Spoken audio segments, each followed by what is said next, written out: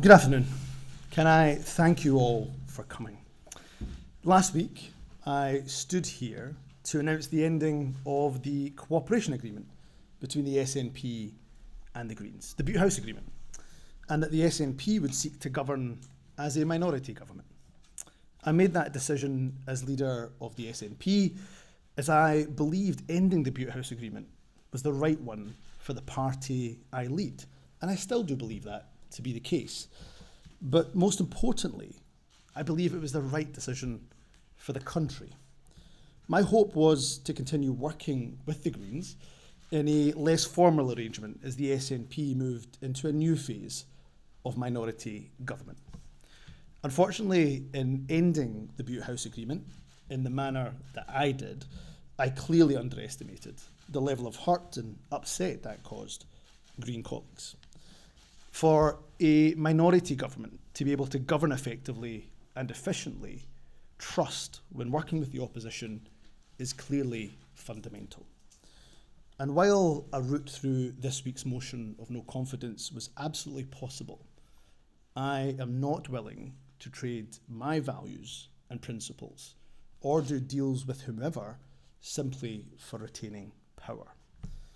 Therefore, after spending the weekend reflecting on what is best for my party, for the government, and for the country I lead, I've concluded that repairing our relationship across the political divide can only be done with someone else at the helm. I have therefore informed the SNP's National Secretary of my intention to stand down as party leader and ask that she commences a leadership contest for my replacement as soon as possible. In order to ensure a smooth and orderly transition, it is my intention to continue as First Minister until my successor has been elected, particularly as the Parliament will be debating some incredibly important legislation in the coming days and the coming weeks.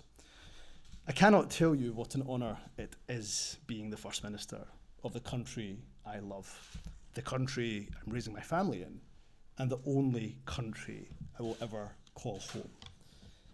As a young boy born and raised in Scotland, I could never have dreamt that one day I would have the privilege of leading my country. People who looked like me were not in positions of political influence, let alone leading governments, when I was younger. But we now live in a UK that has a British Hindu Prime Minister, a Muslim Mayor of London, a Black Welsh First Minister, and for a little while longer, a Scots Asian First Minister of this country. So for those who decry that multiculturalism has failed across the UK, I would suggest that the evidence is quite to the contrary, and that is something we should all celebrate. I've had the honour of serving in government for almost 12 years in a variety of roles. Whatever position I held during my time in politics, I've always been guided by my values.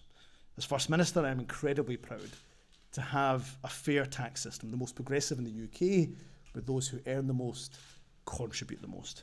And it will always be my core belief that in a country as rich as ours, wealth must be far more evenly distributed. I've no doubt at all that whoever takes over from me will continue the Scottish Government's drive to reduce child poverty. I'm proud that through our actions, an estimated 100,000 children are expected to be lifted out of poverty this year. I also hope that as a country, we can be really proud of the strides that we have made to tackle inequality, prejudice, and discrimination. But let's also acknowledge that far too often in our country, hatred continues to rear its ugly head. In a world where every issue seems to descend into a toxic culture war, it is often the most marginalised in our society who bear the brunt. As politicians of all political parties, we're privileged to have a platform. Each and every one of us must resist the temptation of populism at the expense of minorities, particularly in a general election year. I've often said that as a minority myself, my rights don't exist in a vacuum. They're only protected because the rights of everyone are protected. And from the backbenches of the Scottish Parliament, I will continue to champion the voices and the rights of those, the rights and the voices of those who are not often heard, be that at home or indeed overseas, such as those suffering and continue to suffer the most horrific humanitarian catastrophe in Gaza as the world watches on. Let me say to my SNP family, I will always be with you. I will always campaign alongside you. We have had setbacks in our movement, but we have overcome them, and we will do so again. Independence feels frustratingly close, and believe me, no one feels that frustration more than the leader of the SNP. But the last few miles of the marathon are always the hardest, and we have run this race as a team, and I now will prepare to pass the baton to a successor who I'm absolutely certain will lead us over the finish line. And I will tell you today what I will say to that successor. First Ministers get to meet countless inspirational people in communities across Scotland working to make life better for those around them. First Ministers get to see firsthand many of the exciting businesses and industries that will power Scotland's future. And whenever First Ministers set foot beyond Scotland's shores, no matter where they go, in Europe or across the world, they encounter friends and admirers of our nation. If only every person in Scotland could be afforded the opportunity of being First Minister for just one day. On the very next day, it's my belief that they would vote for independence with both their head and their heart. To my fellow MSPs of all political persuasions, next week is a crucial milestone. We mark 25 years of devolution. We have an electoral system that is designed for no political party to have an overall majority.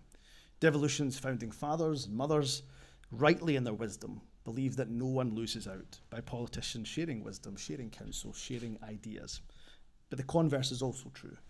That is why I would make an appeal to colleagues from across the political spectrum.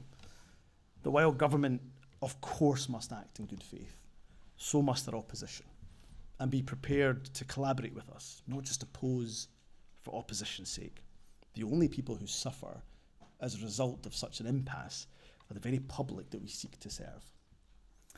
Politics and politicians, not unreasonably, I'm afraid, have often been maligned. However, I truly believe that when we get it right, and often we do, we are a force for good that can transform people's lives for the better. So to my colleagues in opposition, regardless of political party, I genuinely do wish you well. I bear no ill will and certainly bear no grudge against anyone. Politics can be a brutal business. It takes its toll on your physical and mental health. Your family suffer alongside you. I am in absolute debt to my wonderful wife, my beautiful children, and my wider family for putting up with me over the years. I'm afraid you will be seeing a lot more of me from now. You are truly everything to me. And although, of course, as you can tell, I'm sad that my time as First Minister is ending, but I am so grateful, I'm so blessed for having the opportunity that are afforded to so few to lead my country. And who could ask for a better country to lead than Scotland? Thank you very much. First Minister, can you make a fatal miscalculation? have you left the party in a worse state than you found it? What's your biggest regret?